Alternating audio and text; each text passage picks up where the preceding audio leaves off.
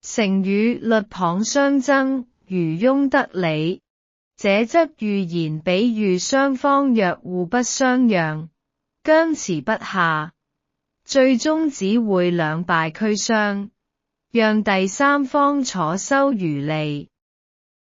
這個故事出自《戰國策》，原用於勸諫君王不要窮兵武，以免被他國趁虛而入。在《戰國策·燕策二》中，趙國計劃攻打燕國，燕國使者蘇代便向趙王講述了這則寓言。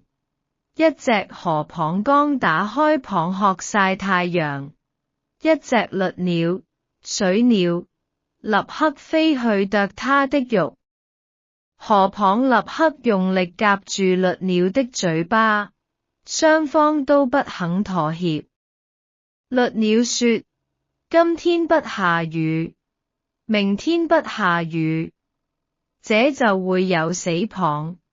河蚌也不甘示弱地反駁：今天你不放我，明天你不放我，這就會有死鷸。兩人僵持不下之際，一名漁夫路過，不費吹灰之力就把他們倆全都抓走了。蘇代以此故事警告趙王，若趙燕兩國交戰，只會互相消耗國力，最終讓實力強大的秦國坐收漁利。寓意與啟發：兩敗俱傷，衝突雙方若只顧眼前利益或意氣用事，拒絕妥協，最終往往會迎來雙輸的結局。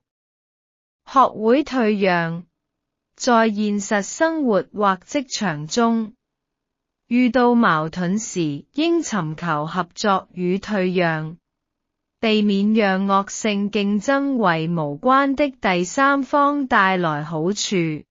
例句：兩家競爭激烈的電信業者，在暑期律謗相爭，瘋狂下收資費方案，讓消費者成為了最大的贏家。